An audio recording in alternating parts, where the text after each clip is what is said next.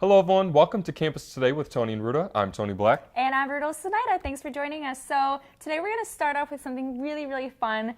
Tony's personal favorite this weekend are the Oscars. Yes, this Sunday I've been watching the Oscars for as long as I can remember. I love movies. I love movies more than anything. I just love watching all the stars and see what's the best. It's really cool to see the best of the best come together for one night and just kind of appreciate every part of movies out there, because a lot of the nominees aren't those big blockbuster movies. Of course, there are the Black Panther, Stars Born is on there, but then, there's like the film festival movies that you don't really expect to take off like that. Melissa McCarthy being nominated for Best Actress on a small movie she did, smaller in the sense that it wasn't, a huge blockbuster as the others, but still really great work being portrayed. And it's really exciting to see that. Yeah, I know. So Bohemian Rhapsody, Stars Born, Black Panther, just some of the ones nominated for Best Picture. Who do you have for Best Picture? Me personally, I feel like A Star is Born is going to win just because that movie has been hyped ever since it came out. Bradley Cooper, Best Actor nominated, Lady Gaga, Best Actress nominated, Best Song. It's really a popular film. But I honestly don't know because every single time I make a prediction, I'm wrong.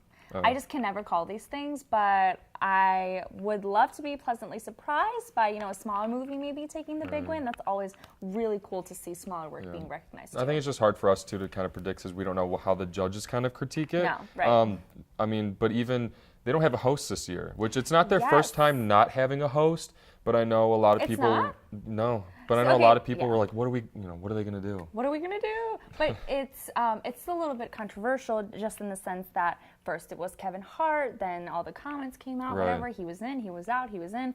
Now he's out. Now there's no host. Do you think that the flow of the show will still go well, or how do you think that'll work out? I think it will go well because, like I said, it's not their first time doing it, and if you look at a lot of award shows, the host just kind of introduces other people who introduce the categories. Right. So I think they don't have a huge role. Right, and I think they already said, I think the group of people who are doing like the first kind of part of introducing, I don't remember who they were, but I think they're just going to have so many actors and stuff and everything's going to flow together that people probably won't even notice that there isn't one. Yeah, I feel like I wouldn't even notice just because when I watch the Oscars, I'm very like, I zone out, and then I'm like, oh, I like this movie, I like this winner. So the transitions kind of aren't the biggest thing for me. So I think we'll be okay.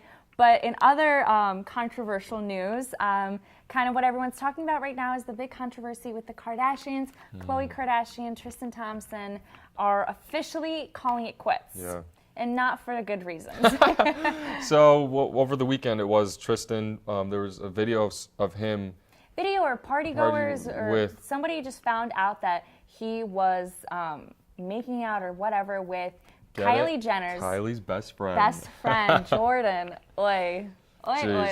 That's a whole love triangle. I mean, it's weird because I wonder, like, Jordan, what are her thoughts on it? Because knowing that she's pretty much a part of the family and knowing that what she did would probably tear it apart, and it kind of did. That's the thing. I don't think she was thinking.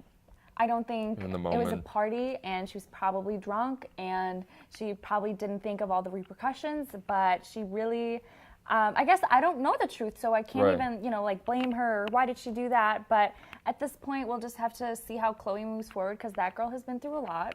I mean, with her ex-husband, Lamar, it's just she loves her baby and I hope she puts as much, Put that first. Put that first and just kind of like put all her affection and time on her, on that beautiful, beautiful baby. And just maybe this will blow over and she'll become a better, stronger person because of it. Who knows when we'll even hear anything because I think the only thing we've heard come from it is Khloe confirming that, Kylie, Jordan, no one said anything about it. Well, sources are saying that Kylie's really torn because the family's kind of wanting to distance themselves now from Jordan, but that's Kylie's best friend, so she doesn't know exactly. I mean, if your friend did something like that, I don't even know what to do.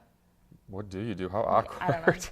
The Kardashians will figure out. I feel like they always do. So. Right. So moving on to some local exciting news, Lansing is now getting its first logo. It has a city seal, which is different than a logo. Oh, okay. So the logo is supposed to represent the smokestacks in Riotown that helped to make up the Lansing skyline. So this is kind of part of their a project that they're doing to kind of modernize the city. They're also doing a pay to park app coming in the summer. That's so cool. I think I that's feel exciting. like Lansing could use a little push of modernization, Yeah. just, something new, something fresh, something to catch the headlines. Like we've been needing something new. Yeah, I mean, you hear of Detroit, Grand Rapids, the big cities. There's every week you feel like there's something new coming to the cities. Yes. You don't really hear that too much coming out of Lansing, so I think this is a good step forward for it. Yeah, I'm excited to see what comes out of this. Maybe some more developments, more new. First it's parking through an app, and second it's something newer, cooler. Yeah. So we'll see. Yeah, it's exciting. And then probably my favorite story of the day. Gosh. There's a petition to sell Montana to Canada to reduce our national debt. Why? Why Montana? Why? Those poor people. They probably feel Those like the poor scum of the United States, Montanians? which they're not. Montanians?